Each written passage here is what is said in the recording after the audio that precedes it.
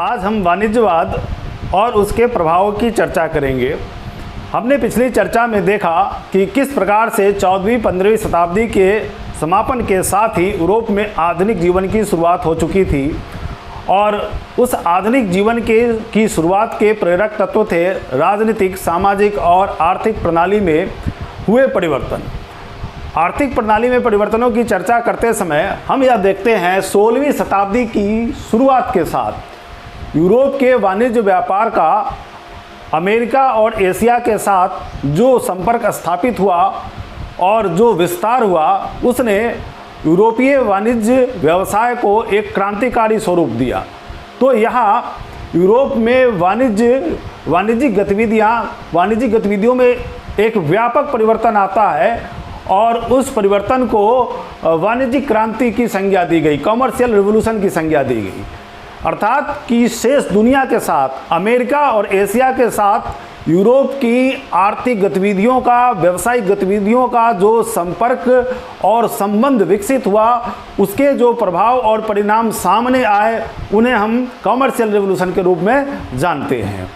अब commercial revolution के बाद या कॉमर्शियल रिवॉल्यूशन के साथ साथ जो एक इकोनॉमिकल पॉलिसी उस समय की यूरोपीय सरकारों के द्वारा अपनाई गई, उस नीति को, उस डॉक्ट्रिन को मर्केंटिलिज्म या वाणिज्यवाद के रूप में जाना गया। यह वाणिज्यवाद क्या है? यह एक आर्थिक राष्ट्रवाद है। वस्तुतः यह एक आर्थिक राष्ट्रवाद है जिसमें प्रत्येक राष्ट्र जो वाणिज्यवादी गतिविधियों में शामिल है या वाणिज्यवाद की नीति में विश्वास रखता है, वह यह प्रयास करता है कि उसके पास अधिक से अधिक मात्रा में, अधिकाधिक मात्रा में धन का संचय हो। और धन का संचय कैसे हो, इसके लिए एक राष्ट्रीय स्तर पर गवर्नमेंट के द्वारा एक नीति बनाई जाती है, पॉलिसी बनाई जाती है और वह पूरे देश की आर्थिक प्रणाली को, इकोनॉमिक सिस्टम को रेगुलेट करने का प्रयास करता है, वह उसको रेगुलेट करता भी है। इस क्रम में डोमेस्टिक पॉलिसी या फिर इंटरनेशनल ट्रेड एंड कॉमर्स की पॉलिसी भी डिसाइड की जाती है। यह एक नई घटना थी जब आर्थिक गतिविधियों में स्टेट का इस तरह से डायरेक्ट और प्रभावी तरीके से उसका इन्फ्लुएंस बढ़ा। उसने उसको कंट्रोल करने का, उसको रेगुलेट करने का और उसे विस्तृत करने का उसने स्टेट ने प्रयास किया ताकि उस देश में धन का संचय हो सके और उस धन से वह अपने राष्ट्र राज्य को, अपने राज्य को या अपनी सत्ता को मजबूत बना सके और साथ साथ उसके जो नागरिक हैं उनके जो है उनके भौतिक सुखों का, उनके जो है आर्थिक सुखों का और उनके वेलफेयर का जो है सो वह कार्य कर सके, उनके लिए वह प्रयास कर सके। तो अपने देश में समृद्धि ला करके अपना शासन है उसे मजबूत बनाते हुए अपनी प्रजा, अपनी जनता का विकास करना इस वाणिज्यवाद का उद्देश्य था और इसे इसी कारण से स्टेटिज्म भी कहा गया। तो हम यह समझने का प्रयास करेंगे कि किस प्रकार से यह वाणिज्यिक क्रांति फाइनली जो है मर्केंटिलिज्म में चेंज हो गई और उसने, यह वाणिज्यिक क्रांति ने मर्केंटिलिज्म को इसने जन्म दिया और मर्केंटिलिज्म के क्या जो है प्रभाव और परिणाम रहे, उसकी क्या प्रवृत्तियाँ थी। तो वाणिज्यवाद की प्रवृत्तियों में सबसे पहले देखेंगे कि यह धन संचय में विश्वास रखता है।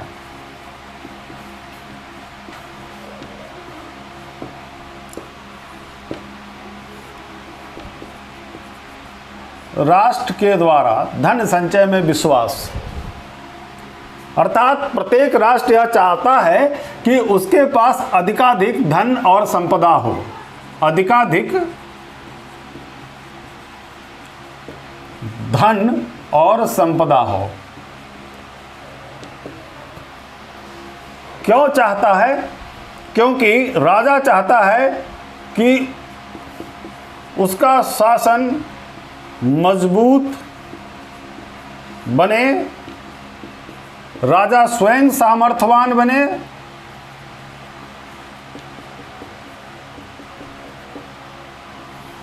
और उसकी जनता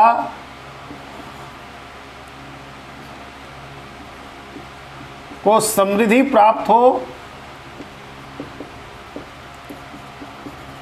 वह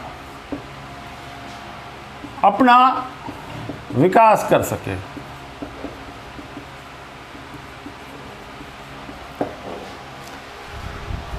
तो यहाँ धन संचित करना वाणिज्यवाद की सर्वप्रमुख प्रवृत्ति है। राज्य के पास, राष्ट्र के पास अधिक से अधिक मात्रा में धन संचित हो जाए। तो धन संचित करने के लिए क्या किया जा सकता है? तो आर्थिक गतिविधियों को बढ़ाया जा सकता है। आर्थिक गतिविधियों को बढ़ाया जाए। आर्थिक गतिविधियां, इकोनॉमिकल एक्टिविटी किस प्रकार से बनेंगी? तो इसके लिए देश को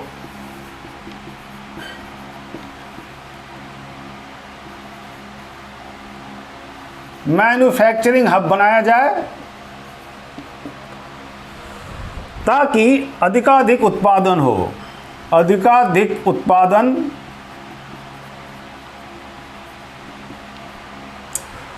और इन उत्पादों का निर्यात किया जाए।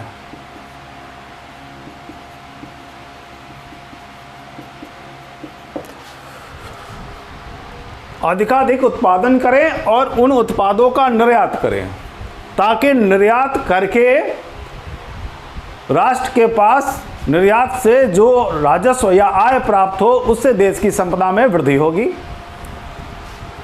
तो अब इसके लिए मैन्युफैक्चरिंग एक्टिविटी को बढ़ावा देना है और एक्सपोर्टेबल सरप्लस प्राप्त करना है।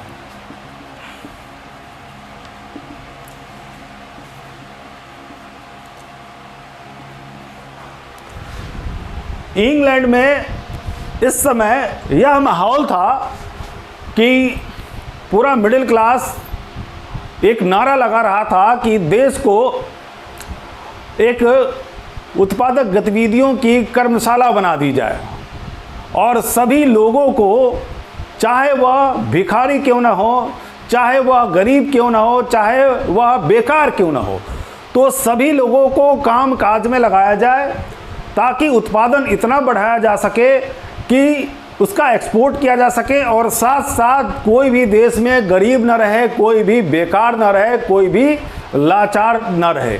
तो ऐसी स्थिति में एक प्रोडक्शन हब जो है बनाने का प्रयास किया जा रहा है पूरे देश में ताकि लोगों को रोजगार भी मिले और एक्सपोर्टेबल सरप्लस मिले और उसको एक्सपोर्ट करके और फिर एक्सपोर्ट से हम फाइनली जो है सो वेल्थ एक्यूमुलेट कर सके, जो राष्ट्रीय आय है उसमें वृद्धि की जा सके। और एक्सपोर्टेबल सरप्लस, अब सवाल यह है कि ये एक्सपोर्टेबल सरप्लस हर वक्त आएगा कैसे, या जो हम फेवरेबल बैलेंस ऑफ ट्रेड चाहते हैं कि हमारे पास जो आयात और निर्यात है उसमें निर्यात अधिक हो, आयात कम हो और जो व्यापार है वह उस राष्ट्र के पक्ष में हो। जब सभी राष्ट्र यह कोशिश करेंगे तो यह एक यहाँ अवरोध उत्पन्न होगा। जब कोई भी राष्ट्र, दो राष्ट्रों के बीच व्यापार होगा तो यह बिल्कुल नेचुरल है कि जब दोनों राष्ट्र चाहेंगे कि हम अधिक से अधिक दूसरे देश को निर्यात करें, आयात कम करें, तो यहाँ पर व्यापारिक गतिविधियों में बाधा आएगी। तो हम अपने यहाँ प्रोडक्शन तो कर सकते हैं, एक्सपोर्टेबल सरप्लस यहाँ पर हासिल कर सकते हैं, लेकिन एक्सपोर्ट अपने फेवर में कैसे किया जाए या बैलेंस ऑफ ट्रेड कैसे फेवरेबल बनाया जाए, यह एक जो है यहाँ पर डिफिकल्ट वर्क था। और इसके लिए क्या किया जाए, हम ऐसे मार्केट को खोजें, ऐसा मार्केट खोजा जाए, ऐसे बाजार निर्धारित किए जाए, ऐसे बाजार विकसित किए जाए, ऐसे बाजार प्राप्त किए जाए जहां पर हम जो एक्सपोर्ट है या जो हम चाहते हैं कि हमारा जो है जो फेवरेबल जो है सो बैलेंस ऑफ ट्रेड है वो हमारे पक्ष में रहे और हम उसे निर्यात कर सके, उससे आयात कम कर सके। तो इस क्रम में जो नई दुनिया के साथ 16वीं सेंचुरी की शुरुआत के साथ जो संपर्क स्थापित हुआ, एशिया और अमेरिका के जो देश थे, जो क्षेत्र थे, उनको अपनी कॉलोनी के रूप में स्थापित किया गया, अर्थात एशिया और अमेरिका में अपने उपनिवेश बनाने के प्रयास किए गए ताकि वहाँ पर अपने पक्ष में स्वतंत्रता पूर्वक बिना किसी रुकावट के अवरोध के लंबे समय तक हम अपना एक्सपोर्ट करके और वहाँ की बाज़ारों में अपनी बनी बनाई वस्तुओं को बेच करके उनको वहाँ से हम अपना जो है वह वेल्थ प्राप्त कर सके, हम जो है निर्यात से निर्यात जनित आय प्राप्त कर सके। और वह भी आय किस प्रकार की, जो निर्यात से आय चाहिए वह किस प्रकार की, वह चाहिए बुलियंस के रूप में, बुलियंस के रूप में, अर्थात हमें चाहिए सोना और चांदी। देश के पास धन होना चाहिए, धन संपदा होनी चाहिए, लेकिन वह धन संपदा किस प्रकार की हो, वह धन संपदा सोने और चांदी के रूप में हो। अर्थात किसी भी देश के पास अधिकाधिक स्वर्ण मुद्रा होनी चाहिए। जो देश वाणिज्यवादी गतिविधियों में लगा था वह निरंतर यह प्रयास कर रहा था कि उसके देश में सोने और चांदी की मात्रा या उसका भंडार बढ़े। तो जिन देशों में सोना और चांदी नेचुरल रूप से, प्राकृतिक रूप से वहाँ पर उपलब्ध नहीं था, तो उन्हें यह सलाह दी गई कि आप ट्रेड बढ़ाओ, एक्सपोर्ट बढ़ाओ और एक्सपोर्ट बढ़ा करके जो संपदा प्राप्त करते हो वह सोने और चांदी के रूप में प्राप्त कर लो। और इस संबंध में जो अमेरिकी देश थे उनको इन्होंने अपने जो सो कॉलोनी के रूप में विकसित किया या उसको वहाँ पर कॉलोनियाँ अपनी स्थापित कर ली और वहाँ से बड़ी मात्रा में सोना और चांदी इनको प्राप्त होने लगा। इस संबंध में देखा जा सकता पेरू, बोलिविया, मैक्सिको में जो स्पेन का जो कंट्रोल था वहाँ से एक बड़ी मात्रा में स्पेन को सोना और चांदी के भंडार प्राप्त हुए। और अब जब सोना और चांदी यहाँ पर आने लगे तो ये जो मुद्रा की जो कीमत थी उसमें कमी आ गई, इन्फ्लेशन बढ़ गया, क्योंकि यहाँ पर ट्रेड एक्टिविटी बढ़ रही है, कमर्शियल एक्टिविटी बढ़ रही है और साथ साथ सोने और चांदी के भंडार भी बढ़ रहे हैं। तो करेंसी का जो परचेजिंग पावर था वह कम होने लगा, जिस कारण से अब उसमें और बिलीव बढ़ा कि जो ये करेंसी है या इसका जो मूल्य है, इसका महत्व है, वह सोने चांदी के मुकाबले कम है। हमारे पास सोना और चांदी होनी चाहिए क्योंकि इनका मूल्य कभी नहीं घटेगा या ये दीर्घकालीन टिकाऊ वस्तुएं हैं, ये इनका नाश नहीं हो सकता, इनको नष्ट नहीं किया जा सकता। तो सोना चांदी के भंडार हमारे देश में संचित हो, ये वाणिज्यवादी देश चाहता है। तो यह आर्थिक गतिविधियों को बढ़ाएगा, यह अपना पक्ष में व्यापार चाहेगा।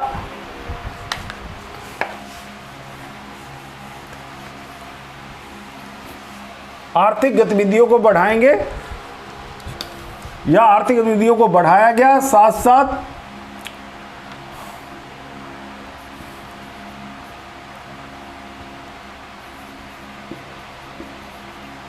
निर्यात बढ़ाने का प्रयास किया गया और आयात को कम करने का प्रयास किया गया।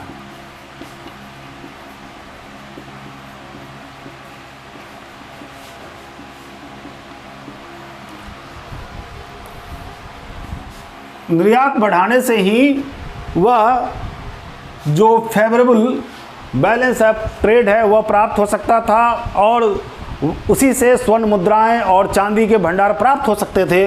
तो इस क्रम में निर्यात बढ़ाने के लिए प्रोडक्शन बढ़ाओ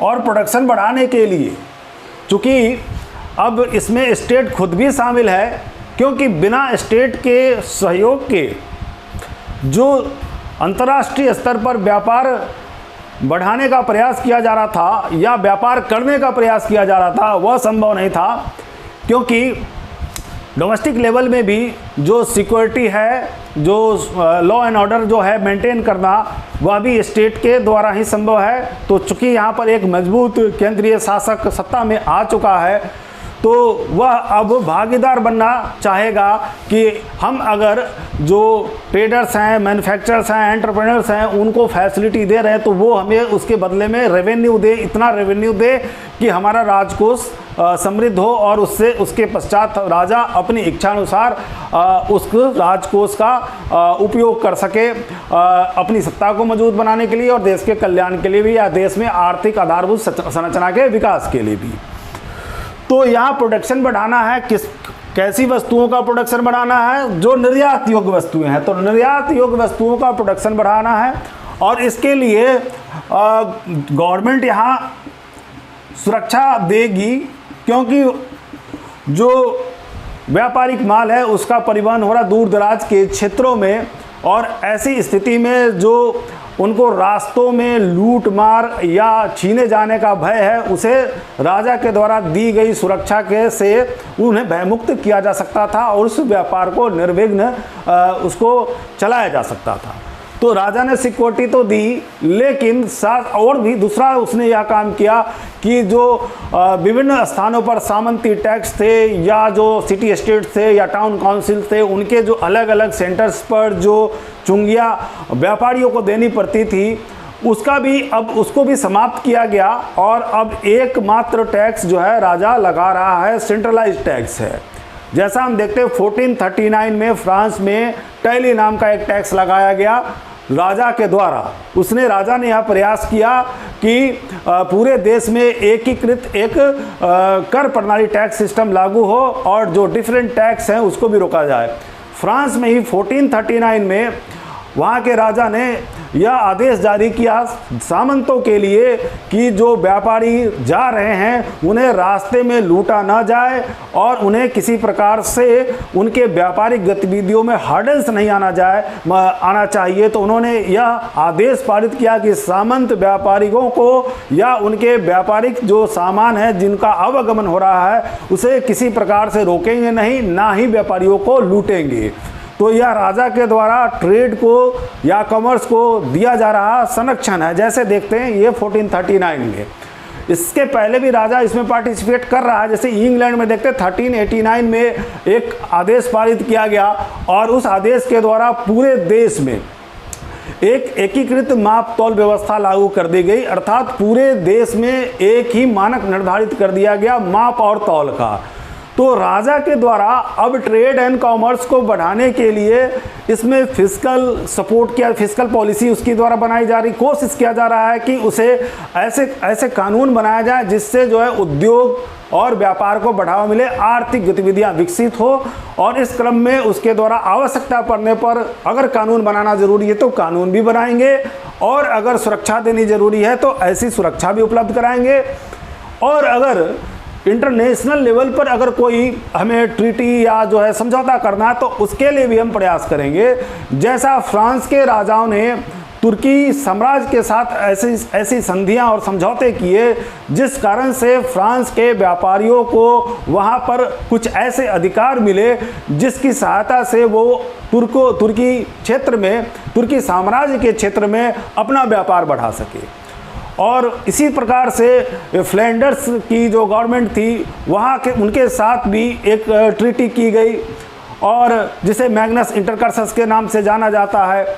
और यहाँ पर राज्य यह भी प्रयास कर रहा है कि अगर आवश्यकता है ऐसे कारीगरों की, शिल्पियों की जो किसी कार्य में अपनी दक्षता रखते हैं, विशिष्टता रखते हैं और अगर अपने देश में नहीं है दूसरे देश में वो रहते हैं तो उनको वहाँ से बुलाया जाए।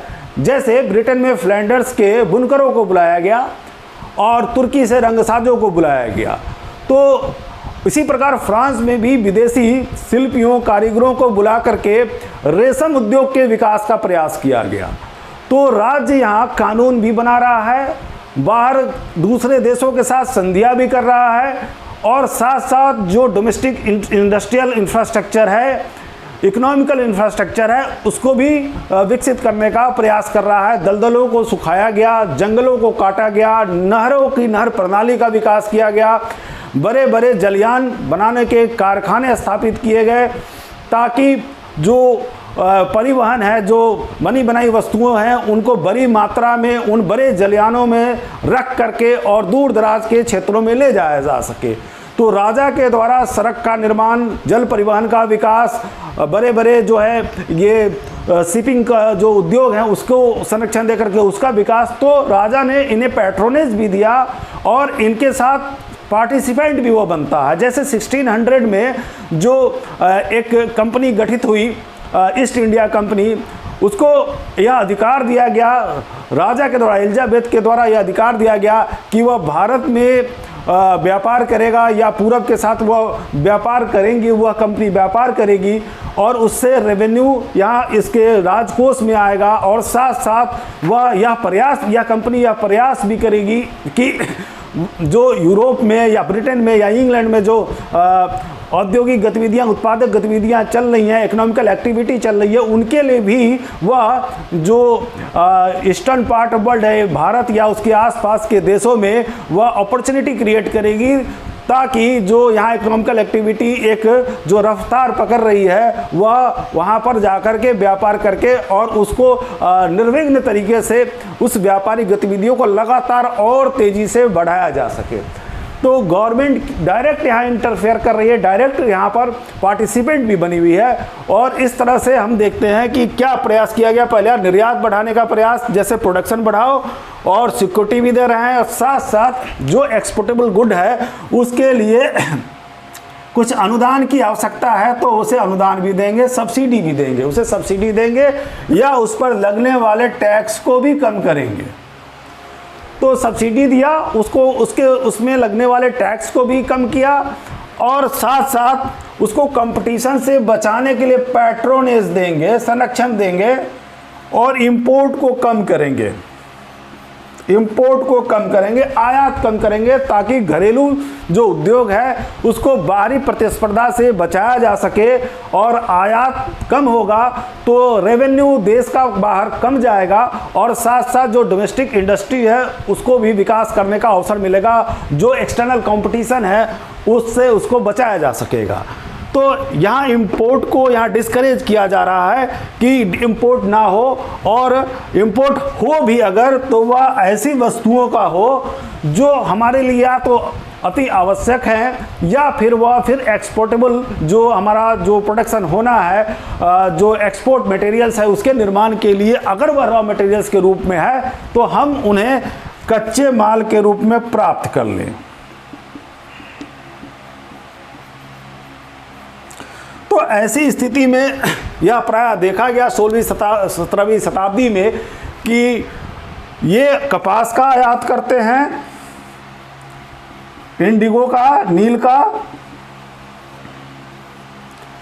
और वह उन वस्तुओं का आयात करने का प्रयास करते हैं जो यहाँ नहीं होती है। ट्रॉपिकल एरिया के क्लाइमेट की जो वस्तुएं हैं या जो यहाँ पर नहीं होती हैं, जैसे चाय और कॉफ़ी, नारियल, कोको, कुनैन, ऐसे जो वस्तुएं हैं जो अमेरिका और एशिया से मंगाई गई।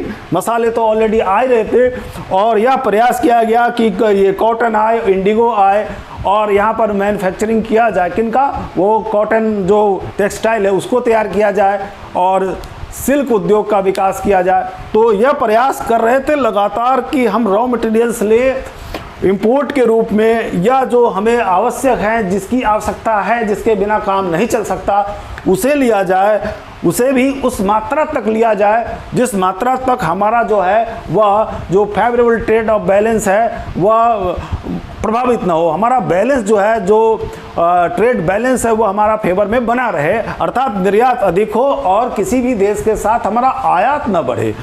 तो इस क्रम में जो निर्यात योग्य वस्तुएं थी उसके प्रोडक्शन में इन्होंने सब्सिडी भी दिया, उसके ऊपर टैक्स भी कम किया, उसको पैट्रोनेज दिया, उसको एक्सटर्नल कंपटीशन से बचाया और इंपोर्ट को यहाँ पर डिस्करेज किया गया, कम से कम इंपोर्ट हो। तो इस प्रकार से वाणिज्यवादी राष्ट्रों ने यह प्रयास किया कि हमारा निर्यात अधिकाधिक हो और निर्यात अधिक से अधिक मात्रा में करके और हम प्राप्त कर लें, जो हमारे पास वेल्थ है वो अधिक से अधिक प्राप्त हो, और उसके साथ साथ वह वेल्थ भी जो है वह सोने और चांदी के रूप में हो। अब इसके प्रभाव की चर्चा करते हैं।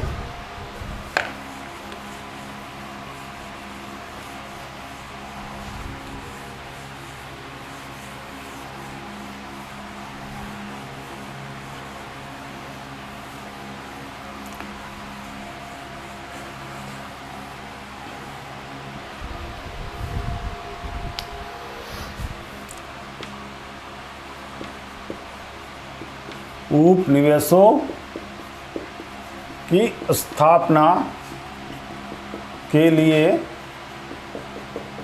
संघर्ष। दूसरा, औपनिवेशिक या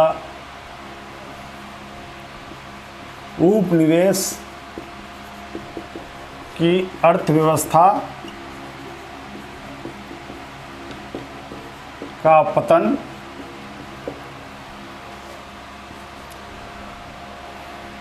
कुटीर उद्योग या कॉटेज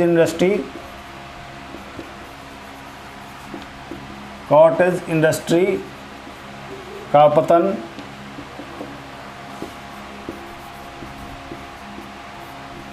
कृषि कार्य या उत्पादन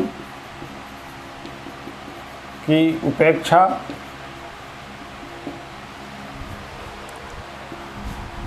स्वर्ण एवं चांदी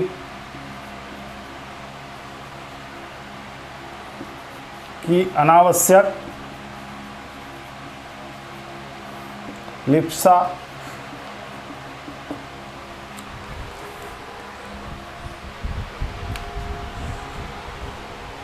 पहला हम देखते हैं, जो वाणिज्यवादी राष्ट्र है वह अपने निर्यात के लिए या अपने देश के अंदर जो मैन्युफैक्चरिंग एक्टिविटी चल रही है, ट्रेड एंड कॉमर्स है, उसको बढ़ावा देने के लिए, उसे गति देने के लिए उसे ऐसे बाज़ार की आवश्यकता है जहां पर निर्बाध रूप से अनइंटरप्टेडली वह अपनी बनी बनाई वस्तुओं का निर्यात कर सके अपने कंडीशंस पर।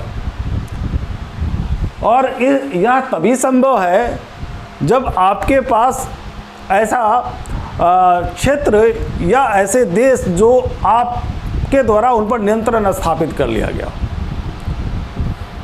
और बिना कोई भी स्वतंत्र संप्रभु राष्ट्र इस तरह की व्यापारिक गतिविधि को अलाउ नहीं करेगा।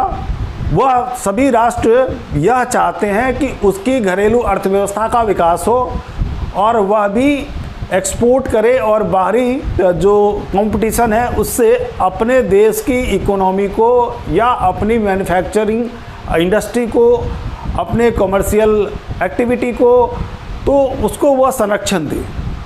तो घरेलू अर्थव्यवस्था का विकास और संरक्षण सभी देश चाहते हैं, स्वतंत्र देश चाहते हैं, लेकिन जो यहाँ यूरोप के देश हैं इन्होंने भौगोलिक खोजों के बाद ऐसे प्रयास प्रारंभ कर दिए जो उनके संपर्क में आए नए देश थे, उन्होंने उसके ऊपर नियंत्रण स्थापित कर लिया।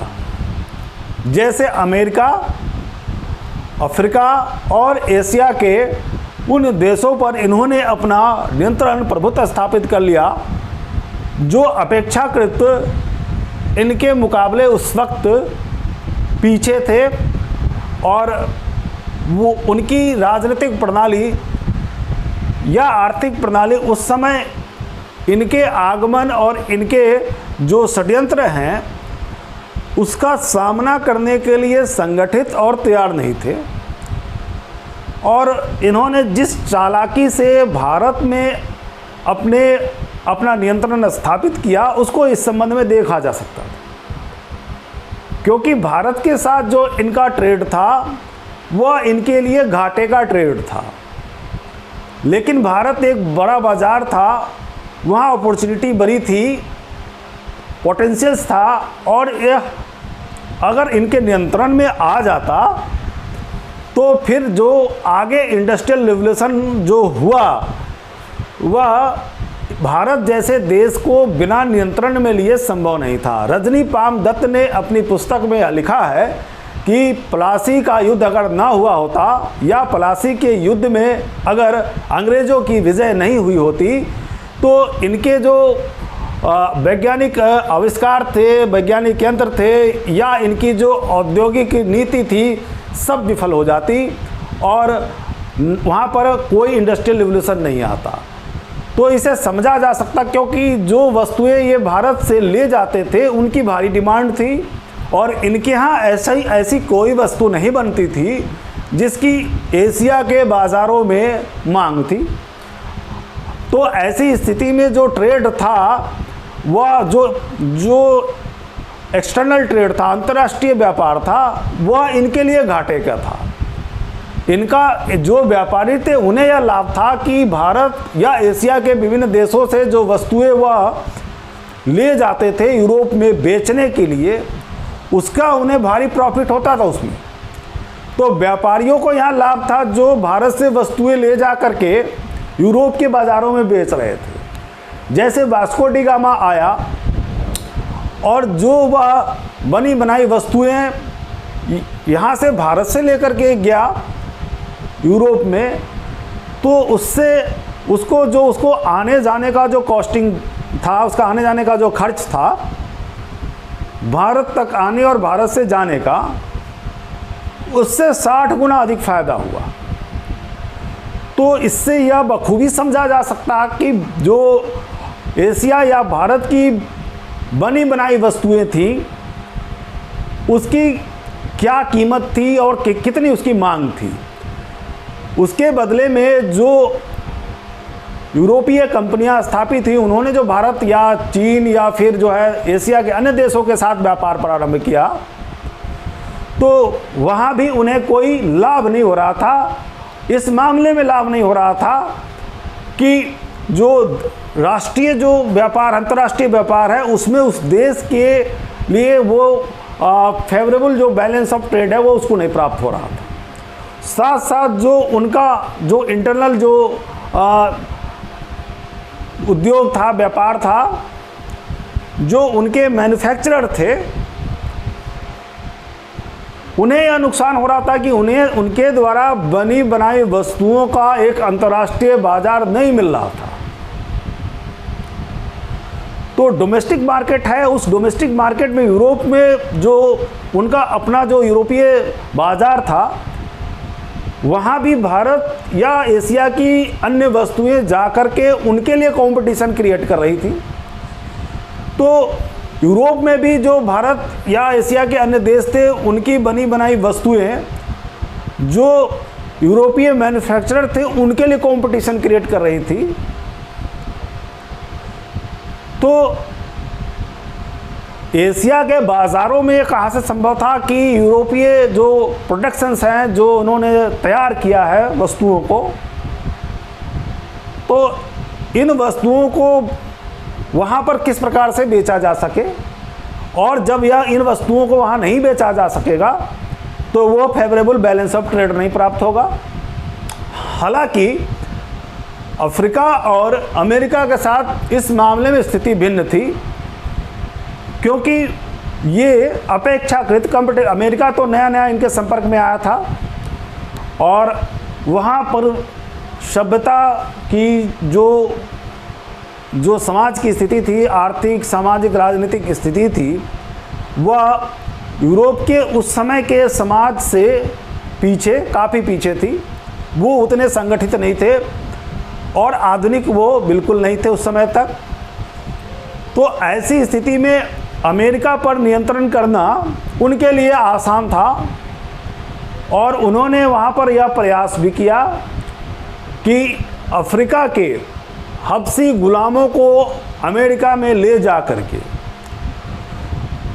उनके द्वारा, हालांकि यह वाणिज्यवाद का सबसे दुखद पहलू है, जिस प्रकार से अफ्रीकी हबशी गुलामों का अमेरिका में दुर्गम क्रियाकलापों में, जैसे जंगलों की सफाई, घने जंगलों की सफाई, खदानों में उनसे काम कराया गया। 20 घंटे 22 घंटे उनसे लगातार काम करा करके जंगलों की सफाई कराई गई। दुर्गम क्षेत्रों में सड़कों को बनाया गया, फार्म हाउस बनाए गए दूर दराज के क्षेत्रों में। खदानों में उनसे काम करा करके वहाँ से रिसोर्सेस लेने का प्रयास किया गया, सोना और चांदी के भंडार थे अमेरिका में, तो वहाँ से स्पेन ने बड़ी मात्रा में सोना चांदी प्राप्त किया। हालांकि स्पेन उसका कोई बेनिफिट आगे नहीं उठा पाया, क्योंकि उसका इंटरनल जो मैन्युफैक्चरिंग सिस्टम था, जो उसकी इकोनॉमिक प्रणाली थी, आर्थिक प्रणाली थी, उत्पादक प्रणाली थी, वह उस स्तर तक कभी नहीं पहुंची कि वह अमेरिका से प्राप्त सोना चांदी और अन्य प्राकृतिक संसाधनों का उपयोग करके अपनी देश की अर्थव्यवस्था को विकसित कर सके। इस मामले में इंग्लैंड, फ्रांस आगे रहे, अग्रणी रहे। इन्होंने अपने देश की उत्पादन प्रणाली को इस तरह से विकसित किया कि जो बाहर के देश या जो इन्होंने कॉलोनी स्थापित की, जो उपनिवेश स्थापित किए, वहाँ के प्राकृतिक संसाधनों का प्रयोग करके इन्होंने अपने यहाँ उत्पादक गतिविधियों को बढ़ावा दिया, और फिर जो बनी बनाई वस्तुएं हैं, मैन्युफैक्चर्ड गुड्स थे, उसको उन्होंने उन बाज़ारों में बेचा, उपनिवेश के बाज़ारों में बेचा। तो यहाँ इनके देश में समृद्धि आई, और इन्होंने फाइनली धीरे धीरे क्रमशः यह प्रयास जारी रखे कि जो भारत जैसा देश, खास करके इंग्लैंड के लिए, जो भारत जैसा देश इनके संपर्क में आया था, जिसके साथ इन्होंने सीधा अपना व्यापार स्थापित किया था, तो लंबे समय के बाद, यह तुरंत नहीं हुआ, 1600 ईस्वी में ईस्ट इंडिया कंपनी की स्थापना हुई, और 1617 में सूरत में पहली फैक्ट्री स्थापित हुई, और इसके बाद 1650 में शाहजहाँ के द्वारा बंगाल में कुछ इन्हें जो है अधिकार मिले, व्यापारिक अधिकार मिले। तो क्रमशः इनको भारत में पहले व्यापारिक कोठियों की स्थापना, कुछ व्यापारिक अधिकार, और यह लंबा समय है 1600 से लेकर के 1757 तक, प्लासी के युद्ध तक या प्लासी में विजय हासिल होने तक अंग्रेज भारत में कोई राजनीतिक शक्ति नहीं बन सके थे, और उस समय तक यह सिर्फ भारत के साथ व्यापार कर रहे थे, और व्यापारिक कंपनी को लाभ हो रहा था इस आधार पर, ना कि ब्रिटेन को इससे कोई बड़ा फायदा हो रहा था, इंग्लैंड को इससे बड़ा फायदा हो रहा था। और स्पेशली इंग्लैंड का जो ये वहाँ इंडस्ट्रियल रिवोल्यूशन की जो शुरुआत हो रही थी, तो वहाँ पर जो एक्सपेक्टेशन थे कि एक यह company, east India company Bharat में या एशिया में उनके लिए अपॉर्चुनिटी तैयार कर सकेगी कि यहाँ जो वस्तुएं तैयार हो रही हैं उनको वहाँ पर बेचा जा सके, और इस इंडस्ट्रियल रिवोल्यूशन को जो है सफल बनाया जा सके, उसका लाभ प्राप्त किया जा सके। वह स्थिति 1757 तक बिल्कुल नहीं आई। 1757 के बाद प्लासी और फिर बक्सर की लड़ाइयों ने जो है पूरे परिदृश्य को बदल दिया। बंगाल जैसा एक समृद्धशाली जो प्रदेश था भारत का, वह अंग्रेज़ों के नियंत्रण में आ गया, और उसकी संपदा थी, उसके जो रिसोर्स थे, उसके संसाधनों का प्रयोग करके इन्होंने भारत में अपने राजनीतिक नियंत्रण को आगे एस्टेब्लिश कर लिया, मराठों को हराया। तो इस तरह से पूरा नियंत्रण इन्होंने स्थापित किया। लेकिन कहाँ से वह संभव हुआ? बंगाल की विजय के पश्चात, जो उससे उनको संसाधन प्राप्त हुए। और फिर फाइनली आगे हम देखते हैं कि किस प्रकार से इंडियन इकोनॉमी को उन्होंने कैप्टिव इकोनॉमी में जो है चेंज कर दिया।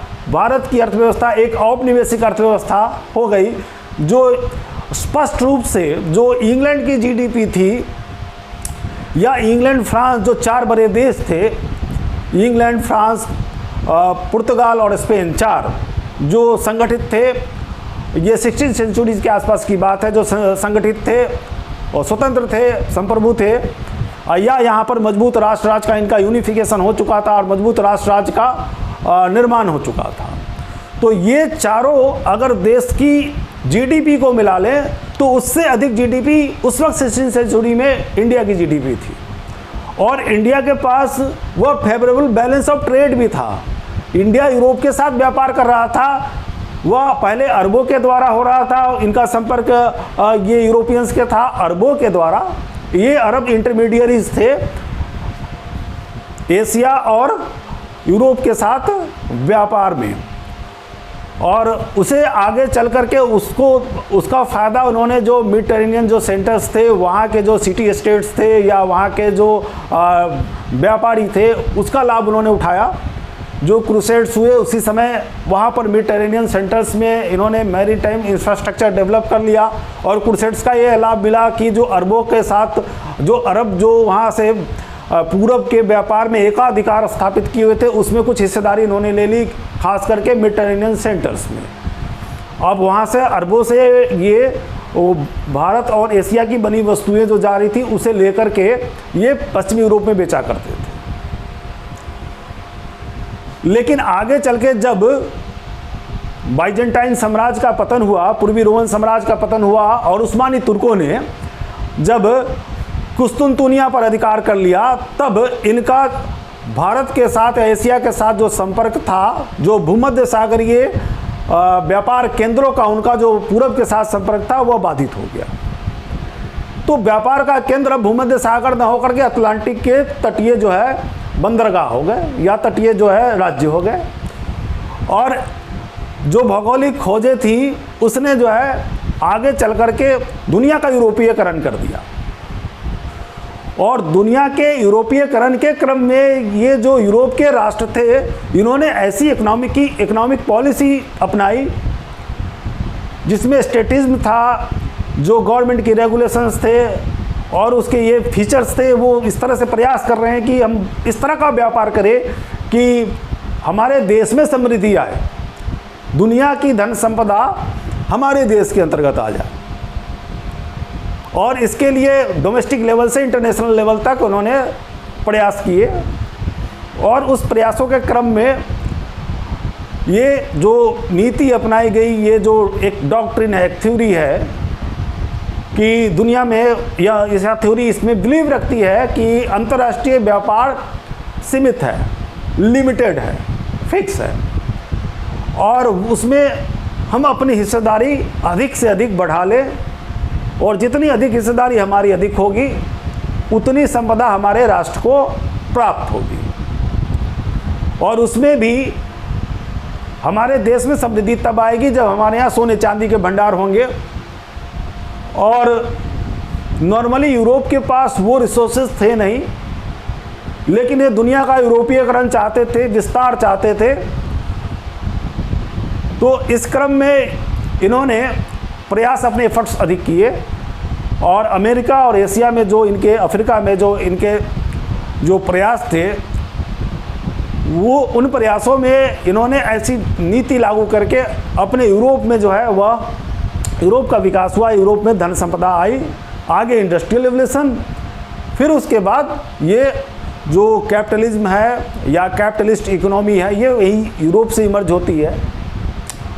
और आगे चल के ये वेलफेयर स्टेट्स हो गए, इन्होंने मानक तय कर दिए और आधुनिक काल में ये विकसित देश कहलाए। इन्होंने जो है अपने देश की इकोनॉमी का इतना विकास किया कि उन संसाधनों के द्वारा अपनी देश की जनता के लिए वो फैसिलिटी इन्होंने जो है अवेलेबल कराया, जिससे जो ह्यूमन डेवलपमेंट का जो इनका पैरामीटर्स है वो काफ़ी आगे है। और यह हुआ कब 15-16 सेंचुरी से लेकर के 19 सेंचुरीज तक जो इनके एफर्ट्स थे उसमें। और इसी कालखंड में, इस ड्यूरेशन में चाइना और भारत जैसे देश, जो यूरोप की पूरी जीडीपी से भी इनकी जीडीपी अधिक थी, वो पीछे चले गए। और यहाँ पर ये उपनिवेशों की अर्थव्यवस्था को यहाँ पर बड़ा धक्का लगा। भारत उपनिवेश बन गया। चीन में भी इन्होंने, विभिन्न यूरोपीय देशों ने अपने अपने प्रभाव क्षेत्र स्थापित कर लिए। श्रीलंका या इंडोनेशिया, ये विभिन्न जो भारत के जो पहले से प्राचीन काल से ये जो क्षेत्र हैं, जो उत्पादन और व्यापार के मामले में अग्रणी थे, अपेक्षाकृत समृद्ध भी थे, वो यूरोप की अर्थव्यवस्था से काफ़ी पीछे हो गए, या कहें कि ये यूरोप की सहायक अर्थव्यवस्था में परिवर्तित हो गए और इकोनॉमी कैप्टिव इकोनॉमी हो गई। उस देश की अर्थव्यवस्था पर प्रभुत्व स्थापित कर लिया गया, उस अर्थव्यवस्था को अपने देश की सहायक अर्थव्यवस्था बना लिया गया और इनकी थ्योरी थी कि जो मदर कंट्री है उसके डेवलपमेंट पे ही जो उपनिवेश है उसके जो है सो हित निर्धारित हैं।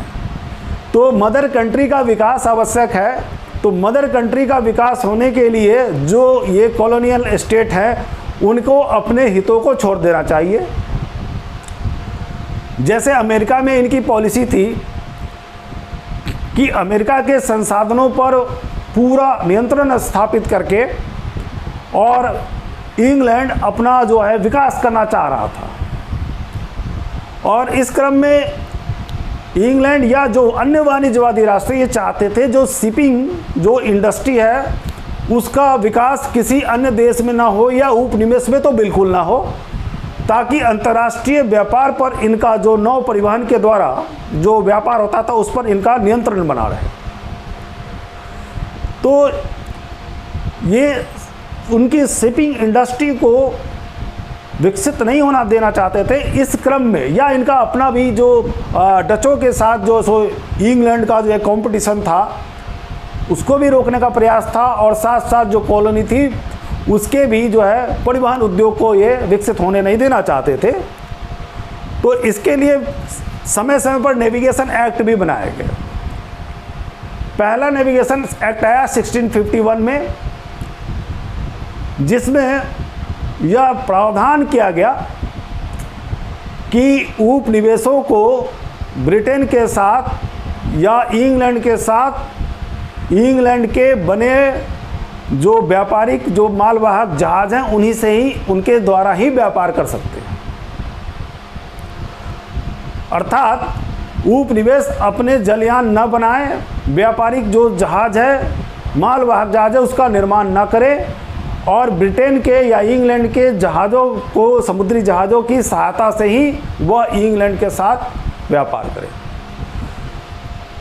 दूसरा इन्होंने किया 1660 में 1660 के आसपास इन्होंने दूसरा एक्ट बनाया, नेविगेशन एक्ट बनाया, जिसमें इन्होंने यह प्रावधान किए कि उपनिवेशों का यूरोपीय देशों के साथ सीधा व्यापार नहीं होगा। अर्थात उपनिवेश से अगर कोई वस्तु निर्यात के लिए यूरोप के बाज़ारों में अगर आती है तो वह यूरोप के उन देशों में उन बाज़ारों में सीधे नहीं जाएगी। उन जहाज़ों को, व्यापारिक जहाज़ों को पहले इंग्लैंड के बंदरगाहों पर रुकना पड़ेगा और उन्हें टैक्स देना पड़ेगा, निर्यात कर देना पड़ेगा, और तब जाकर के वो व्यापारिक जहाज़ अपनी वस्तुओं को यूरोप के अन्य देशों में, अन्य बाज़ारों में ले जा सकते हैं। तो शिपिंग इंडस्ट्री को भी ये नुकसान पहुंचाना चाहते थे, और साथ साथ उपनिवेशों के स्वतंत्र व्यापार पर भी ये नियंत्रण स्थापित करना चाहते थे कि उनके व्यापार से भी हम लाभ अर्जित कर लें। तो इनका टारगेट ये था कि उपनिवेश रॉ मटेरियल्स प्रोवाइड करें, जिन रॉ मटेरियल्स की हमें आवश्यकता है, हमारे उद्योगों को आवश्यकता है, उसे तैयार करे और वह हमें सस्ते दरों पर, कम कीमत पर, हमारे शर्तों पर वो हमें प्राप्त हो जाए, और बनी बनाई वस्तुएं हमारे यहाँ जो निर्मित हो रही हैं उसे वो खरीदें। और इस क्रम में अगर उपनिवेशों से कोई वस्तु, अगर यूरोप की बात करें या इंग्लैंड की बात करें, अगर आती है तो उपनिवेश जो वस्तु यहाँ पर निर्यात करते हैं उनके ऊपर टैक्स लगा दिया जाए। जैसे सूती वस्त्र के मामले में हुआ 1700 ईस्वी में, जो खास करके भारत के साथ इनका जो व्यापार था उसमें सूती वस्त्र जो है एक इम्पोर्टेंट जो एक सामग्री थी, महत्वपूर्ण सामग्री थी। हालांकि मसाले भी थे, सूती वस्त्र थे, रेशम, मलमल, हाथी दांत की बनी वस्तुएं, औषधियाँ, ऊनी वस्त्र भी, शॉल भी थे जो कश्मीर में तैयार होते थे, कालीनें थी, इसके साथ साथ चीनी भी था, कुछ खाद्यान्न भी थे। तो इन वस्तुओं को ये वस्तुएं इंग्लैंड जाती थी और इंग्लैंड के व्यापारी इंग्लैंड में जो उपयोग है उसके अलावा शेष यूरोप में भी उसको बेचते थे। तो सूती वस्त्र, चूँकि इंडस्ट्रियल रेवोल्यूशन स्टार्ट हो रहा था और इंडस्ट्रियल रेवोल्यूशन का एक जो मेजर उसकी एक मेजर इंडस्ट्री थी वह कॉटन इंडस्ट्री थी। और इंग्लैंड में जो सूती वस्त्र उद्योग विकसित हो रहा था उसको विकसित करने के लिए उसे संरक्षण की आवश्यकता थी, पैट्रोनेज की आवश्यकता थी। खास स्पेशली भारत के सूती वस्त्र उद्योग के साथ उसको सीधे कंपटीशन से बचाना आवश्यक था। और इसके लिए 1700 में ब्रिटेन की सरकार ने एक कानून बनाया और उसने प्रतिबंध लगा दिया कि सूती वस्त्र हैं वह भारत से उसका निर्यात ब्रिटेन में इंग्लैंड में नहीं किया जा सकेगा। अर्थात उसके इंपोर्ट पर रोक लगा दिया गया, बैन कर दिया गया। लेकिन वह जो इंग्लैंड में एक प्रेशर था, जो भारत का बना सूती वस्त्र था, उसकी मांग इतनी अधिक थी कि इन्होंने इसमें एक क्लॉज लगाया था कि भारत से बने रंगीन सूती वस्त्रों पर उन्होंने प्रतिबंध लगाया था। तो व्यापार उसके बाद जो सफ़ेद सूती वस्त्र थे उसका चलता रहा, उसमें कोई अंतर नहीं आया। फिर इन्होंने देखा कि इसका नुकसान हो रहा है, तो 1702 में इन्होंने एक दूसरा कानून बनाया और 15% जो है सो इंपोर्ट ड्यूटी लगा दी, ताकि वे वस्तुएं महंगी हो जाएं यूरोप के बाज़ारों में या इंग्लैंड के बाज़ारों में, और यहाँ की जो घरेलू उत्पाद हैं उसकी कीमतें कंफर्टेबली कम रहें ताकि उसे लोग खरीद सकें। लेकिन ऐसा नहीं हो सका। जो भारत का जो प्रोडक्शन था वो मैन क्राफ्ट प्रोडक्शन, वो उनके कारखानों के प्रोडक्शन के मुकाबले फिर भी सस्ता था, जिसमें वह परिवहन लागत भी शामिल थी, व्यापारियों का मुनाफा भी शामिल था, जो भारत से लेकर के वह इंग्लैंड में जाकर के उसको बेच रहे थे। तो कितनी उसकी लागत इनके लागत के मुकाबले कम थी या उसकी कैसी क्वालिटी थी उसे समझा जा सकता था कि 1720 में फिर उन्हें एक दूसरा कानून बनाना पड़ा, और यह था कि सूती वस्त्र का जो प्रयोग करेगा उस पर पेनाल्टी लगाया जाएगा। 5 पाउंड का जुर्माना सूती वस्त्र पहनने पर, भारतीय सूती वस्त्र पहनने पर, और जो उसको बेचेगा उसके ऊपर 20 पाउंड का जुर्माना लगा दिया जाएगा। तो जो उपनिवेश थे या जो दुनिया के अन्य देश थे जो एक्सपोर्ट कर सकते थे, इन यूरोप को एक्सपोर्ट कर सकते थे, तो उनके द्वारा किए गए एक्सपोर्ट को रोकने का किस प्रकार से प्रयास किया गया या इंपोर्ट को किस प्रकार से रोकने का प्रयास किया गया। जो हालांकि जो इकोनॉमिकल एक्टिविटी है वो आगे चल के जो एडम स्मिथ थे उन्होंने कहा, लेसस फेयर की जो थ्योरी थी उसमें कहा कि मार्केट में किसी प्रकार का या इकोनॉमिकल एक्टिविटी में या इकोनॉमी में गवर्नमेंट का इंटरफेरेंस नहीं होना चाहिए। वो कहते थे कि बाज़ार में इनविजिबल हैंड्स काम करते रहते हैं, जो सेल्फ लिक्विडेटिंग फोर्सेज होती हैं वह स्वयं जो है निर्धारित करते रहते हैं और आर्थिक गतिविधियां स्वतः चलती हैं, उसमें हस्तक्षेप के विनाशकारी परिणाम होते हैं जिसके कारण अर्थव्यवस्था बाधित होती है। तो 1776 के बाद ये जो मर्केंटिलिज्म की थ्योरी थी जिसमें यह करेंगे स्टेट का पूरा नियंत्रण हो, स्टेट ही डिसाइड करे कि कौन सी वस्तु का उत्पादन होगा, कितनी मात्रा में उत्पादन होगा, कौन सी वस्तुओं का निर्यात होगा और कौन सी वस्तुओं का आयात होगा, और कितनी मात्रा में आयात होगा, कितनी मात्रा में निर्यात होगा। यहाँ स्टेट का पूरा कंट्रोल है। हालांकि इसमें न्यूली इमर्ज्ड जो ये एंटरप्रेन्योर क्लास था उसकी बड़ी भूमिका थी। वो खुद भी चाहता था पावर ऑफ प्लेंटी का, यहाँ पर जो म्यूचुअल जो इनके बीच जो एक डिपेंडेंसी थी इनकी, कि राजा को संसाधन चाहिए, टैक्स चाहिए, रेवेन्यू चाहिए कंसोलिडेशन के लिए, और इन उद्यमियों को ऐसी जो फिस्कल पॉलिसी चाहिए या इन्हें व्यापारिक संरक्षण चाहिए, चाहे वो घरेलू स्तर पर हो या अंतर्राष्ट्रीय स्तर पर, बिना इनके संरक्षण के वह संभव नहीं था कि अंतर्राष्ट्रीय स्तर पर बड़े पैमाने पर व्यापार किया जा सके और व्यापार करके मुनाफा हासिल किया जा सके। कठिन चुनौतियां थी जो अटलांटिक में जो उनके जलयान निकलते थे, लंबी दूरी पार करके एशिया या अफ्रीका, पश्चिमी अफ्रीका के तटों पर या अमेरिका, साउथ अमेरिका तक जाते थे, तो जो उनको सुरक्षा चाहिए थी, जो रॉबर्स थे, जो समुद्री जो लुटेरे थे, उससे सुरक्षा चाहिए थी, तो वह सुरक्षा स्टेट लेवल के अलावा किसी अन्य के द्वारा संभव नहीं थी। तो एक मजबूत राष्ट्र और राजा ही उन्हें यह सुरक्षा दे सकता था। और राजा यहाँ सामंतों के साथ संघर्ष में या पार्लियामेंट के साथ संघर्ष में लगा है, स्ट्रगल में लगा है। वह सामंतों का उन्मूलन कर रहा था और देश में अपने प्रभुत्व, अपने वंशानुगत राजतंत्र को मजबूत कर रहा था।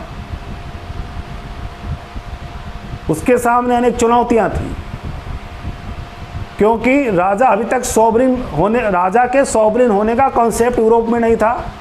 जो रोम का पोप था, वह लौकिक संसार में सबसे बड़ा शक्तिशाली व्यक्ति था, क्रिश्चियन जो वर्ल्ड थी उसमें, उसी के पास सॉवरिनिटी थी। उसके अलावा कोई अन्य सांसारिक व्यक्ति सॉवरिन नहीं हो सकता था।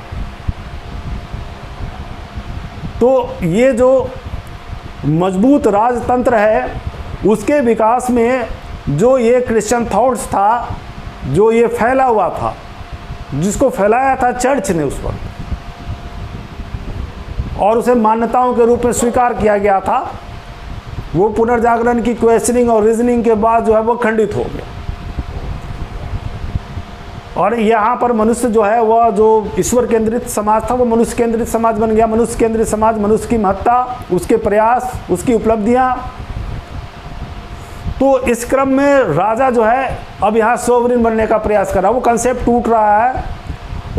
रोम का जो पोप है, उसे सोवरिन होने का कंसेप्ट टूट रहा है, उसे रिप्लेस कर रहा है राजा। मैकियावेली जैसे विचारक आते हैं जिन्होंने जो है जो राजत्व का जो उन्होंने एक प्रिंसिपल दिया, राजा और राज्य के नागरिकों के बीच संबंध का उन्होंने जो थ्योरी दी, उसके अनुसार मजबूत राजतंत्र आवश्यक है, क्योंकि वही कल्याणकारी कार्य करा सकता है। और राज्य के नागरिकों का दायित्व है कि वह राजा के प्रति अपनी आस्था रखे, राजा में विश्वास रखे, क्योंकि राजा में विश्वास रखेंगे तो राजा देश का विकास कर सकेगा, कल्याण कर सकेगा। तो मैकियावेली जैसे विचारकों के थॉट्स, जिसमें जो राजत्व है, जो राजा है, वो प्रभावी हो गए, मजबूत हो गए। तो राजा यहाँ स्ट्रगल करा राजत्व को स्थापित करने में, अपने वंशानुगत राजतंत्र को स्थापित करने में। उसे चुनौती मिल रही है सामंतों से, या सामंत जो उसके साथ पहले से सामंत जो एग्जिस्ट कर रहे थे, उनका उन्मूलन करना है। लेकिन साथ साथ पार्लियामेंट भी सामने आ गई। वहाँ इंग्लैंड में सलाहकारी संस्थाएं पहले से थी, एंग्लो सैक्सन विटन और नॉर्मन क्यूरिया रेचिस जैसी संस्थाएं, सलाहकारी संस्थाएं थी, जिन्होंने पहले आगे चल करके पार्लियामेंट का रूप ले लिया। 1265 में साइमन मोंटफोर्ट ने जो रिवोल्ट किया और हेनरी III को उसने जो है डिपोज किया। इसके बाद जो है उन संस्थाओं में रिप्रेजेंटेशन बढ़ा। पहले फ्यूडल होते थे और बड़े चर्चमैन थे, पादरी थे, लेकिन अब स्टेट्स का, प्रोविंस का, सिटीज़ का, अब रिप्रेजेंटेशन काउंटीज का, उसमें रिप्रेजेंटेशन बढ़ा और वो बड़ी हुई, विस्तृत हुई। आगे जाके पार्लियामेंट बन गई। तो पार्लियामेंट राजा के ऊपर नियंत्रण करने का प्रयास कर रही है, राजा उसके ऊपर नियंत्रण करने का प्रयास कर रहा है। ये स्ट्रगल चलता रहा, ट्यूडर काल में और ज़्यादा बढ़ा। आगे चल करके जो चार्ल्स फर्स्ट था, उसे संसद ने जो एक न्यायालय गठित किया, उस न्यायालय ने उसे फांसी दे दी और 1688 में जाकर के फाइनली ये रिजॉल्व होता है इशू, जब सुप्रीमेसी जो है पार्लियामेंट की एस्टैब्लिश होती है, राजा एक्सेप्ट कर लेता है। अब आगे चल के संसद जो है वह सब नीतियाँ बनाएगी और शासन कैसे चलेगा वह निर्धारित करेगी। राजा उसकी सलाह मानने के लिए बाध्य हो गया, मिनिस्टर्स की सहायता से शासन करेगा और मिनिस्टर जो है पार्लियामेंट के प्रति लायबल होंगे, उत्तरदायी होंगे। तो राजा, लेकिन यह पीरियड है जिसमें विकास हो रहा, राजतंत्रों का, मजबूत राजतंत्रों का विकास हो रहा है। तो राजा चाह रहा है कि देश में समृद्धि आए और लोगों का विश्वास हमारे ऊपर बना रहे। वह कुछ कल्याणकारी काम भी कराता है ताकि जो जनता है, जो राज्य के नागरिक है, उसका विश्वास उसके ऊपर बना रहे। और जो कॉलोनियल जो स्ट्रगल स्टार्ट हुआ, उपनिवेशों के लिए प्रतिस्पर्धा शुरू हुई, औपनिवेशिक लड़ाइयाँ छिड़ी अमेरिका में, एशिया में, अफ्रीका में। तो उस स्ट्रगल में इन्हें अपने देश की जनता का सहयोग और समर्थन चाहिए था। तो ये न्यूली इमर्ज्ड एंटरप्रेन्योर क्लास जो है, यह राजा को संसाधन उपलब्ध करा रहा है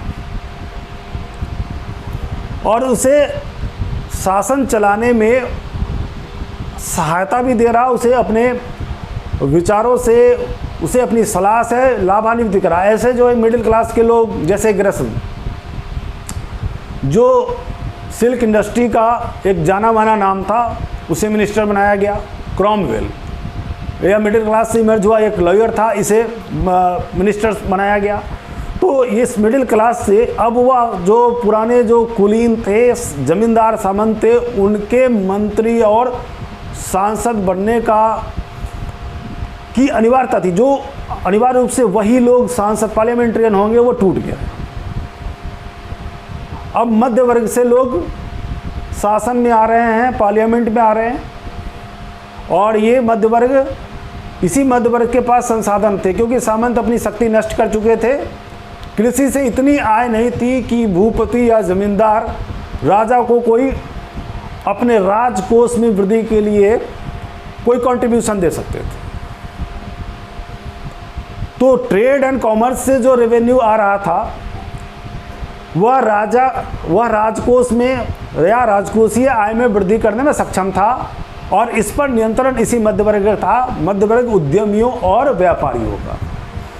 तो यहाँ पावर एंड प्लेंटी के लिए म्यूचुअल डिपेंडेंसी, मिल करके काम कर रहे थे। तो इस क्रम में उद्योगों को संरक्षण देना या फिर बाहर उनके लिए अपॉर्चुनिटी क्रिएट करना राजा के लिए आवश्यक था। तो 1600, 1602, 1664, 1600 में ईस्ट इंडिया कंपनी, 1602 में डच ईस्ट इंडिया कंपनी, फिर फ्रांसीसी ईस्ट इंडिया कंपनी, ऐसी कंपनियों का जो गठन हुआ, राजा ने उन्हें व्यापारिक एकाधिकार दिए जिन क्षेत्रों के लिए इनका गठन हुआ था। तो यहाँ राजा मिल करके जो ये कमर्शियल एक्टिविटी है, ट्रेड एक्टिविटी है, उसमें पार्टिसिपेट कर रहा है या गवर्नमेंट पार्टिसिपेट कर रही है। कुछ उस समय ऐसे शासक भी आए, लुई 14 और उसका मिनिस्टर कोलबर्ट।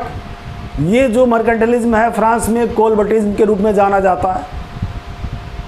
ये राजकोष में वृद्धि करना चाहता था, मजबूत राजतंत्र की स्थापना चाहता था और इस क्रम में इसने इंटरनल जो इकोनॉमिकल इंफ्रास्ट्रक्चर है उसका विकास किया। फ्रांस में सड़कों का निर्माण हुआ, नहरों का निर्माण हुआ जल परिवहन के लिए, जंगलों की कटाई हुई, दलदलों को सुखाया गया, टैक्स समाप्त कर दिया गया, टैली लाया गया। तो इस तरह के रिफॉर्म्स हुए और साथ साथ दूसरे देशों के साथ संधियां और उपनिवेशों के लिए संघर्ष। उपनिवेश भी टापू, उन्होंने कई सारे टापू खरीद लिए और उपनिवेशों के लिए संघर्ष, उपनिवेशों की स्थापना का प्रयास। तो मर्केंटलिज्म ने एक जो हम उस उपनिवेशों की स्थापना के लिए संघर्ष देखते, इसके बाद जो है लगातार संघर्ष चलता रहा और उपनिवेश स्थापित करने के लिए इंग्लैंड, फ्रांस, नीदरलैंड, स्पेन, पुर्तगाल सब आपस में संघर्षरत रहे। लगातार अशांति बनी ही रही। जिन सामंतों के द्वारा युद्ध छेड़े गए या युद्ध जनित अशांतियों के कारण सामंती प्रणाली से वहाँ की जनता नफरत करने लगी थी, वो युद्ध की विभीषिका का अंत यहाँ नहीं हो सका। जो यहाँ के राजा हैं, यहाँ यूरोप में इंटरनल जो है, जो विभिन्न राज्यों के बीच में स्ट्रगल चलता रहा। फ्रांस के द्वारा जो स्पेन में प्रयास किया जा रहा था, या 30 वर्षीय युद्ध बाल्टिक एरिया में, तो लगातार स्ट्रगल चलता रहा और ये जो है कॉलोनियल वार भी चलता रहा फ्रांस और इंग्लैंड के बीच। जो स्ट्रगल स्टार्ट हुए थे स्पेन और पुर्तगाल के बीच में, जो इनिशियल, उसका एक सलूशन जो लाइन ऑफ डिमार्केशन के द्वारा 1493 में पोप ने यह तय किया कि पूरब की दुनिया पुर्तगाल के लिए है और मोटे तौर पर पश्चिम की दुनिया उन्होंने स्पेन के लिए निर्धारित कर दिया। लेकिन उसके बाद भी स्पेन और पुर्तगाल के बीच स्ट्रगल चलता रहा। वे खुद भी कन्विंस नहीं थे और जो दूसरे जो यूरोपीय राष्ट्र थे वह भी इससे सहमत नहीं थे। तो उपनिवेशों के लिए संघर्ष चलता रहा। भारत में युद्ध छिड़े, एशिया में युद्ध छिड़े, अमेरिका में युद्ध छिड़े, लगातार जो है सो युद्ध चलता रहा। और युद्ध में आ रहे खर्चों के लिए राजा के पास संसाधन चाहिए थे, उसके पास इनकम चाहिए था, आय चाहिए थे, रेवेन्यू चाहिए थी। तो उसकी डिपेंडेंसी इस मिडिल क्लास पर या जो ये जो ट्रेडर्स थे, जो उद्यमी थे, व्यापारी थे, उसके ऊपर उसकी डिपेंडेंसी बढ़ रही थी। जर्मनी में कैमरलिन था, ये थॉट जो कैमरलिन के रूप में आया था, कैमर जो उनके राजकोष का नाम था। तो वहाँ भी यह चूंकि जर्मनी में यूनिफिकेशन नहीं हो पाया तो वो 300 छोटे छोटे राज्यों में विभाजित था और उसके डेवलपमेंट में सबसे बड़ा जो हडल था वो होली रोमन एम्पायर जो वहाँ पर प्रभावी था। वो चाहता नहीं था कि जर्मनी का यूनिफिकेशन हो, वो 300 छोटे छोटे राज्यों में बटा हुआ था। लेकिन वहाँ भी ये भावनाएं प्रवृत्त थी कि देश में संसाधनों का विकास किया जाना। जर्मनी वैसे भी रिसोर्सफुल रिच जो है वह कंट्री था, देश था, या उस समय जो विभाजित उसके छोटे छोटे देश थे उनके पास संसाधन थे, तो वो उसका भी विकास कर रहे थे। वो अभी चाहते थे कि उनका जो एक्सटर्नल जो ट्रेड है वो फेवरेबल उनके पक्ष में हो। राजकोष में वृद्धि, कैमरलिज्म कहलाया, जो कैमर उनका राजकोष था, तो राजकोष की आय में वृद्धि, उसके लिए उन्होंने ऐसी जो है सो आर्थिक व्यापारिक नीतियों का निर्धारण किया। और ओवरऑल इसे जो है पूरे यूरोप के संदर्भ में इसे वाणिज्यवाद कहा, मर्केंटाइलिज्म, वाणिज्यवाद, अर्थात ऐसी आर्थिक नीति जिसमें निर्यात करके और धन एक्यूमुलेट करने का प्रयास किया गया। अधिकाधिक निर्यात करें और उस निर्यात से हम धन प्राप्त करें और समृद्धि प्राप्त करें। तो स्ट्रगल स्टार्ट हुआ। तो उपनिवेशों के लिए संघर्ष हुआ, लेकिन इसको यहाँ पर यूरोप को लाभ हो रहा था वाणिज्यवादी नीतियों से, क्योंकि दुनिया भर के जो दुनिया की जो धन संपदा थी उसका मूवमेंट टुवार्ड्स यूरोप की ओर हो रहा था। और कॉमर्शियल रिवोल्यूशन जो यहाँ पर कैपिटलिज्म था वो अपनी जड़ें मजबूत करता जा रहा था लगातार। कॉमर्शियल कैपिटलिज्म या कॉमर्शियल रेवोल्यूशन इसे कहते हैं। 1500 ईस्वी से लेकर के 1776 ईस्वी तक यह वाणिज्यवाद का दौर था और 1776 ईस्वी में वाणिज्यवाद को अस्वीकृत कर दिया गया। जो एडम स्मिथ आए उनके द्वारा जो वो लेसस फेयर की थ्योरी दी गई, उसके बाद यह अप्रासंगिक हो गया। अब इसकी रेलिवेंसी नहीं रह गई थी, क्योंकि अब इंडस्ट्रियल रिवोल्यूशन हो रहा था और इंडस्ट्रियल रिवोल्यूशन के दौर में फिर जो है वो फेनोमेनल चेंज हो गए थे, संदर्भ बदलने लगे थे कि औद्योगिक क्रांति एक नया संदर्भ था और इस औद्योगिक क्रांति के नए उसके स्वरूप अलग थे, उसकी प्रणाली अलग थी। अब मुक्त व्यापार की बात हो रही थी, राज का कंट्रोल नहीं होना चाहिए, कंपटीशन और खुल जाए। यहाँ स्टेट कंट्रोल कर रहा है, रेगुलेट कर रहा है, पॉलिसीज बना रहा है, अर्थात राज्य के आर्थिक जीवन पर, व्यापारिक गतिविधियों पर, निर्माण गतिविधियों पर, अर्थव्यवस्था पर उसका पूरा नियंत्रण है। वह उसे रेगुलेट कर रहा, कंट्रोल कर रहा है, उसे वह डेवलप करने का प्रयास अपने स्तर से कर रहा, सेंट्रलाइज तरीके से। तो यह केंद्रीकृत आर्थिक प्रणाली थी जो अर्थव्यवस्था को राज्य के द्वारा नियंत्रित करने का एक उपक्रम थी। राज्य उसे नियंत्रित करेगा, नियंत्रित करके ऐसी एक्टिविटी, इकोनॉमिकल एक्टिविटी बढ़ाएगा जिससे जो है स्टेट के पास वेल्थ एक्युमुलेट होगा।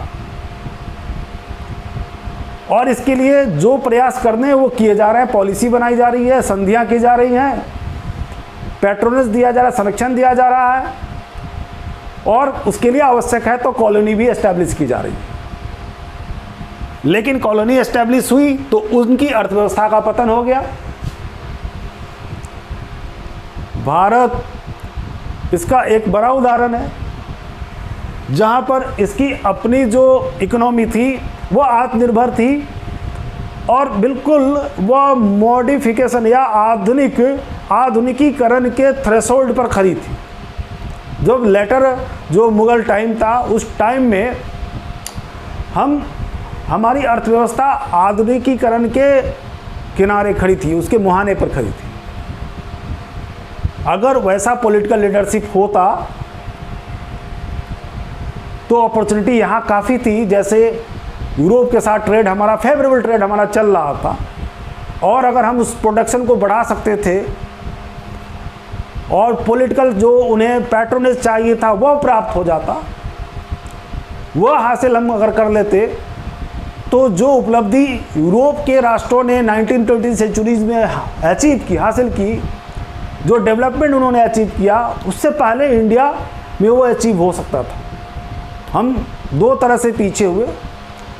एक तो राजनीतिक जो हमारे यहाँ कमज़ोरी आई, लेटर जो मुग़ल एज में डिसेंट्रलाइजेशन हुआ, और दूसरा हम शैक्षणिक वैज्ञानिक प्रगति में पिछड़ गए। आधुनिक शिक्षा और विज्ञान एवं तकनीक के क्षेत्र में जो उपलब्धियां हमें उस वक्त हासिल करनी चाहिए थी, जो यूरोप ने हासिल किया, वहाँ पॉलिटिकल जो है पावर वह कंसोलिडेट हो रहा है, पॉलिटिकल रिफॉर्म हो रहा है। आधुनिक शिक्षा जो मॉडर्न जो एजुकेशन है वो आ गया, साइंस एंड टेक्नोलॉजी में वहाँ डेवलपमेंट हो रहा। जो वहाँ पर जो रूढ़ियाँ हैं या पुरातन मान्यताएं हैं उसको त्याग दिया गया। तो यूरोप में जो परिवर्तन हो रहे थे 14-15 सेंचुरीज में, उसके बाद 16 सेंचुरीज के बाद इन्होंने लगातार वह डेवलपमेंट का वो रास्ता पकड़ लिया। वहाँ का मनुष्य सुनी सुनाई बातों पर विश्वास नहीं करता है, वह प्रयोग के द्वारा, एक्सपेरिमेंट के द्वारा ट्रुथ को स्वयं देखना चाहता है, क्वेश्चन करता है, प्रश्न पूछता है, रीजनिंग करता है, रीजन चाहता है। विश्वास नहीं करेगा जिसको उसने स्वयं समझ नहीं लिया हो, प्रमाण चाहिए उसे, प्रूफ चाहिए। पहले रेनेसां, उसके बाद इनलाइटनमेंट। तो जो बौद्धिक विकास हो रहा था यूरोप का, जो राजनीतिक स्थिरता आ रही थी, या जो मजबूत एक केंद्रीकृत राज्य सत्ता का विकास हो रहा था, समाज प्रोग्रेसिव हो रहा था, वो उद्यम करना चाहता है, उसके अंदर वो कर्मठता है, वह गतिशील हो चुका है, गतिशील। वो नया प्रयास करके, नया एफर्ट करके वो उन सारी चीज़ों को अचीव करना चाहता है जो पॉसिबल हो, जो जिसकी कल्पना वो कर, इमेजिन कर रहा है। तो ऐसी स्थिति भारत में उस वक्त नहीं आ पाई। जो सामाजिक राजनीतिक परिवर्तन आवश्यक थे वो भारत में नहीं हुए, तो वहाँ हम सामाजिक शैक्षणिक रूप से पिछड़ गए और राजनीतिक रूप से कमज़ोर, जिस कारण से हम फाइनली कॉलोनी बन गए। हम इंग्लैंड की या ब्रिटेन की एक कॉलोनी बन के रह गए और हमारे ऊपर जो उनका नियंत्रण स्थापित हुआ, तो उन्होंने अपनी अर्थव्यवस्था के विकास के लिए या अपने देश के संसाधनों में वृद्धि के लिए, अपने उद्योग धंधों के विकास विस्तार के लिए, अपने फेवर में ओवरऑल उन्होंने हमारी इकोनॉमी पर अपना कंट्रोल कर लिया। और इसी प्रकार से दूसरे उपनिवेशों के साथ दूसरे वाणिज्यवादी राष्ट्रों ने भी ऐसा किया। तो वहाँ की अर्थव्यवस्था का विकास अवरुद्ध हो गया। उसकी अपनी ट्रेडिशनल कॉटेज इंडस्ट्री या उसका जो अपना मैन्युफैक्चरिंग सिस्टम था वह अवरुद्ध, उसका विकास उसका डिक्लाइन हो गया। बेरोजगारी फैली और मजबूर होकर के जो ये औपनिवेशिक शक्तियाँ थी उनकी शर्तों पर उनके लिए हमें एग्री प्रोडक्ट्स जो या तो हम कृषि उत्पाद करें, ऐसी वाणिज्यिक उत्पादन करें या फिर जो है हम ऐसी वस्तुओं का निर्माण करें, तो हम उनके इकोनॉमी के एक सहायक इकोनॉमी के रूप में बदल गए। और हमारे यहाँ उत्पादन प्रणाली अब जो ब्रिटेन है या जो दूसरे औपनिवेशिक राष्ट्र हैं उनके कॉलोनी उनके लिए वो कर रही है।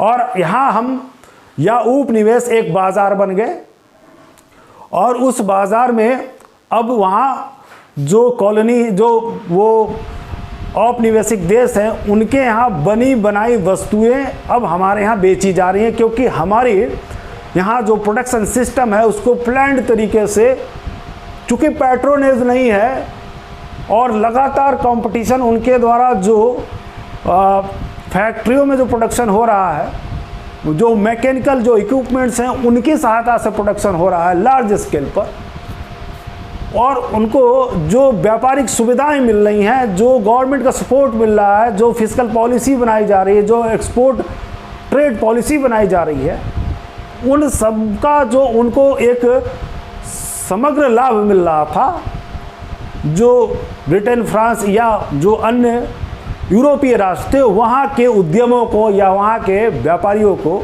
वह लाभ भारत जैसे जो उपनिवेश थे या भारत, अमेरिका, एशिया, अफ्रीका में जो अन्य ऐसे जो उपनिवेश थे उन्हें यह प्राप्त नहीं हो सका।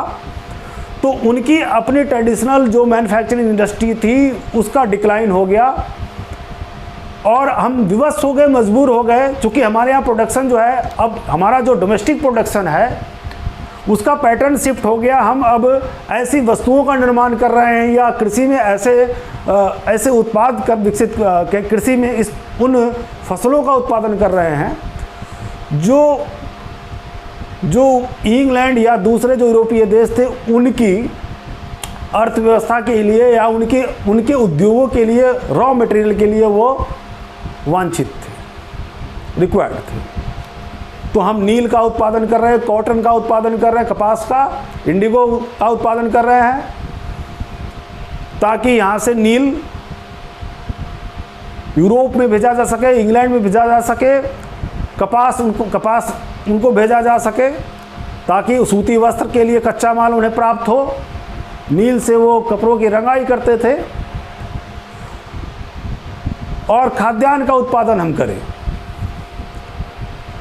तो खाद्यान्न का उत्पादन करें क्योंकि खाद्यान्न के उत्पादन करने के में लग जाने के पश्चात जो दूसरे कंज्यूमर आइटम्स हैं उनका प्रोडक्शन हमारे यहाँ चौपट हो जाए और हम विवश होकर के जो बाहर से आई हुई वस्तुएं हैं उनको खरीदें, और वो जब बिकेंगी तो उनके यहाँ वह इंडस्ट्रियल प्रोडक्शन लगातार चलता रहे। तो इस प्रकार से जो उपनिवेश की अर्थव्यवस्था, अब उसका पतन हो गया। उपनिवेश की अर्थव्यवस्था यह एक स्वतंत्र अर्थव्यवस्था के रूप में इसका विकास नहीं हो सका। साथ साथ जो उसकी जो अपनी परंपरागत जो उसकी उत्पादन प्रणाली थी वो भी नष्ट हो गई। कॉटेज इंडस्ट्री का डिक्लाइन हो गया, बेरोजगारी बढ़ी, गरीबी आई, कृषि का वाणिज्यीकरण किया गया। हम यहाँ देखते हैं कृषि उत्पादों की उपेक्षा की गई। एक ट्रेंड चल रहा था प्रोडक्शन करो और प्रोडक्शन करके उसे बेचो, व्यापार करो, उससे अधिक जो है आय प्राप्त होती है। एग्रीकल्चर से क्या हासिल होता है? एग्रीकल्चर को वो एक्सपोर्टेबल मानते नहीं थे, क्योंकि ये प्राइमरी एक्टिविटी है। दुनिया के सभी क्षेत्रों में, सभी देशों में ये एग्रीकल्चर वर्क होता है। तो एग्रीकल्चर को अवॉइड करो, क्योंकि इसका निर्यात संभव नहीं है, इसका निर्यात में लाभ भी नहीं है। तो एग्रीकल्चर के निर्यात से कोई बेनिफिट नहीं, तो एग्रीकल्चर को अवॉइड करो, क्योंकि एग्रीकल्चर जो है दूसरे राष्ट्रों में भी वहाँ पर एग्रीकल्चर एक्टिविटी है, और इसको कैरी करके ले जाना भी, इसके प्रोडक्ट को कैरी करके ले जाना भी प्रॉफिटेबल है नहीं। तो एग्रीकल्चर वर्क का जो है यहाँ पर उसको अवॉइड किया, नेग्लेक्ट किया गया। तो कृषि की उपेक्षा हो गई, कॉटेज इंडस्ट्री की उपेक्षा हो गई, क्योंकि यहाँ बड़े पैमाने पर बड़ी मात्रा में उत्पादन चाहिए और तेज़ी से उत्पादन चाहिए। तो यह कोशिश हो रही है कि फैक्ट्रियों में उत्पादन हो, बड़े कारखानों में उत्पादन हो। तो जो पुराने जो शिल्पकार थे, जो क्राफ्ट्समैन थे, वो बेरोजगार हो गए, और ये बेरोजगारी जहाँ उपनिवेशों में आई वहाँ काफ़ी मेजर लॉस होता है। यहाँ तो एक अपॉर्चुनिटी है कि फैक्ट्रियों में जाकर के काम कर सकते हैं, लेकिन जब उपनिवेश, चूँकि वहाँ पर कोई इंडस्ट्रियल सेटअप नहीं है, वहाँ उद्योगों की स्थापना नहीं हुई है, तो इन जो बेरोजगार जो क्राफ्ट्समैन हैं उन्हें वहाँ रोज़गार नहीं मिल सकता, उनके लिए अपॉर्चुनिटी नहीं है कि वह कारखानों में जाकर काम कर सकें। तो इस प्रकार से उपनिवेश की अर्थव्यवस्था का पतन, कॉटेज इंडस्ट्री का डिक्लाइन हुआ, एग्रीकल्चर जो है वह सफ़र कर रही है, और सोने और चांदी की अनावश्यक जो है एक जो लोभ जो है, लिप्सा है, वो बढ़ गया, और सोने चांदी के लिए जो है अनावश्यक प्रयास किया गया। बाद में हालांकि यह रियलाइजेशन हुआ कि सोना चांदी ही सब कुछ नहीं है, क्योंकि जो प्रोडक्शन सिस्टम था उसमें कैपिटल का रिक्वायरमेंट था, और कैपिटल आएगा तो उस कैपिटल को फिर इन्वेस्ट किया जाएगा। तो अगर धन प्राप्त होता है करेंसी के रूप में, तो आसान है कि उसको फिर से हम इंडस्ट्री में री इन्वेस्ट करें। तो री इन्वेस्टमेंट जब होगा तो इससे फिर इंडस्ट्रियल एक्टिविटी और हमारी बढ़ेगी। लेकिन सोना चांदी अगर संग्रहित करते रहा जाए तो इस सोने चांदी का उसका कोई प्रोडक्टिव जो है यूज़ नहीं है। इससे संपदा तो बढ़ती है, लेकिन उत्पादन प्रणाली में या उत्पादक गतिविधियों में इसका कोई योगदान नहीं।